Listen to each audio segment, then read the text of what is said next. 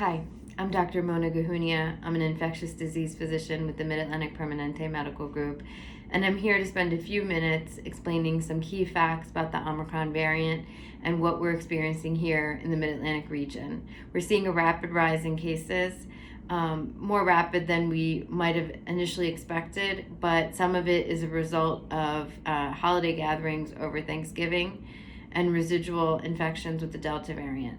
Now the Omicron variant is the more dominant variant in this region, estimated to be causing an upward of 70% of infections. And what we know about it is that it is more transmissible than the Delta variant or the variants we've seen previously. And so what that means is we're going to see more cases, and we will see some breakthrough cases as well. However, the vaccines continue to be our number one tool against this variant and any other variant to come. The vaccines are preventing hospitalizations and severe disease every day. What we're seeing in the breakthrough cases is that they tend to be very mild, cold or flu-like symptoms that last for a couple of days. So that's the most important thing to remember. If you haven't been vaccinated, please go out and do so. That will protect you, and it will protect your loved ones and the community. And then the other key thing to know right now is that if you haven't been boosted and you're eligible, please go out and get your booster. If it's been more than 6 months since you got a Pfizer or Moderna vaccine and you're above the age of 16, you are eligible and you should get your booster. If it's been more than 2 months since you got your J&J vaccine, you should go ahead and get your booster.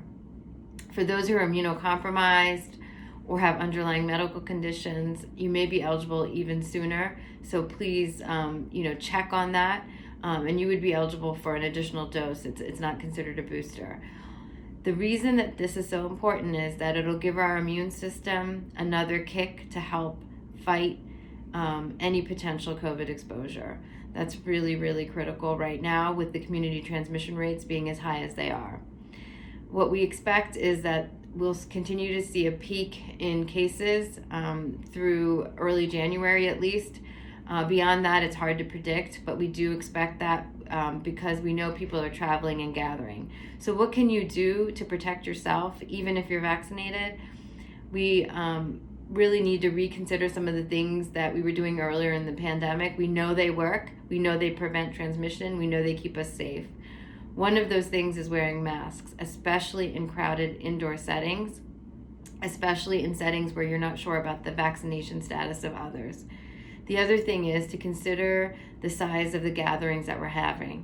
There's no magic number necessarily, but reducing the size of gatherings is really critical and something that we should all be thinking about so that we can reduce our overall risk.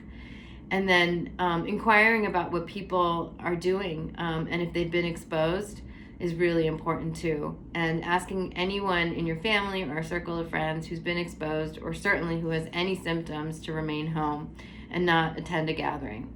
The other key thing is thinking about the space in which we're gathering. Is there an ability to distance, and how ventilated is that space?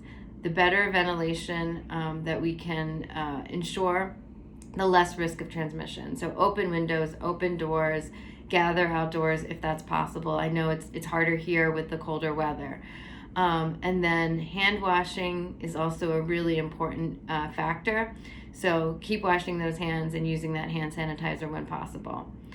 If you're traveling and you're traveling by plane or through a train station or a bus station, in those public settings, be extra careful with your hand washing and really try to keep your mask on at all times and avoid eating or drinking in those settings. So those are the key things that we can all do to protect ourselves. If possible, and you have access to rapid testing at home, you can certainly do that testing before attending a gathering to protect yourself and others. But the simple measures that we just talked about and the key things of getting vaccinated and getting boosted are what's going to keep everybody safer and what's going to eventually get us to the other side of this. So thank you for listening and have a safe and happy holiday season.